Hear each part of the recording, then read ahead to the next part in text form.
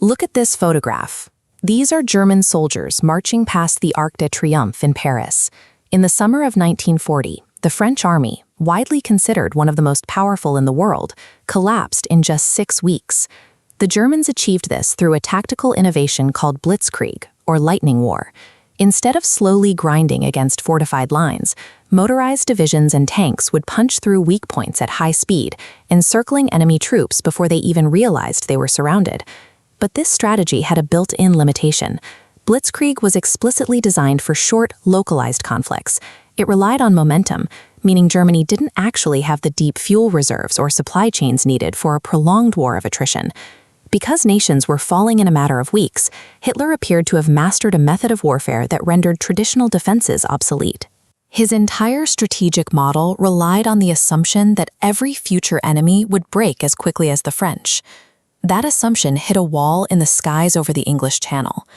The German Air Force failed to break British resistance, leaving the United Kingdom as a heavily fortified island that refused to surrender.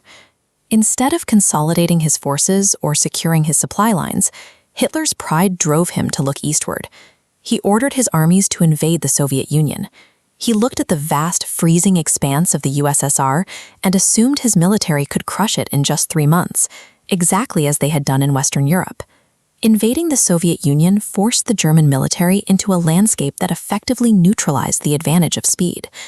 The conflict transformed into a struggle of industrial output, pitting the Reich's limited resources against a global network of production. In June 1941, over 3 million German soldiers poured across the Soviet border. As you can see in this photograph, the military convoys pushed deep into rural Soviet territory, expecting another rapid victory. Then, the environment stepped in. The Soviet autumn brought the Rasputitsa, a severe mud season. Roads vanished.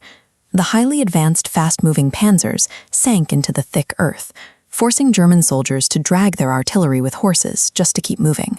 And then the temperatures plummeted to 30 degrees below zero. This photograph shows exactly how unprepared the invading army was.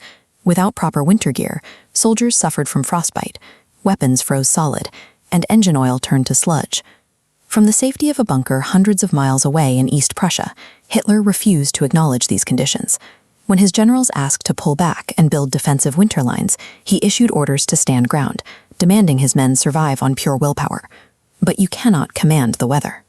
Ideological fanaticism and strict orders don't start frozen engines, and they don't replace heavy winter coats or gasoline. While the German advance stalled, the Soviet Union executed a massive logistical maneuver. They literally packed up their industry, dismantling more than 1,500 factories piece by piece, and moved them safely eastward behind the Ural Mountains. This photograph captures the result. Safely out of range of German bombers, Soviet workers, many of them women and children, began mass-producing heavy weaponry, like these T-34 tanks, in numbers Germany couldn't match. Simultaneously, a massive wave of industrial output was arriving from the United States. This image shows rows of military jeeps, just a fraction of the equipment pouring in through the American Lend-Lease program. Washington sent hundreds of thousands of trucks, millions of tons of fuel, and mountains of canned food and boots to feed the Soviet resistance. They supplied the raw mechanics of survival.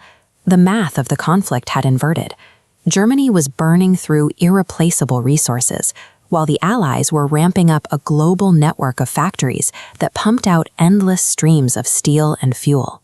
This reality caught up to the German military in the rubble of Stalingrad. Here we see soldiers navigating an obliterated cityscape, fighting a grueling house-to-house battle in the dead of winter. Because Hitler viewed retreat as a personal humiliation, he ordered his troops to hold the city at all costs. Over 300,000 German soldiers were trapped and destroyed, breaking the aura of an invincible German army. By 1944, the map looked like this. The Reich was caught in a massive vice.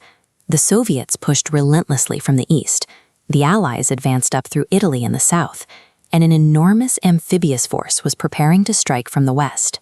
That western strike was Operation Overlord. As this photograph shows, endless lines of soldiers and massive landing craft washed onto the beaches of Normandy, pouring fresh Allied troops directly into occupied Europe. Germany was now bleeding on 3 fronts. Its synthetic oil fields were bombed, its railways were shattered, and its exhausted military was being crushed by opponents with seemingly infinite logistical depth. By the spring of 1945, the war arrived at Hitler's doorstep. This aerial shot shows the absolute devastation of Berlin, with the Brandenburg Gate standing amidst a wasteland of collapsed buildings and Soviet artillery fire. Beneath those burning streets, Hitler remained isolated inside his underground bunker. He was hunched over maps, moving non-existent divisions, and issuing combat orders to units that had already been wiped out. As Soviet troops fought their way within blocks of his position, the delusion finally broke. Realizing there was no escape, he shot himself in his office.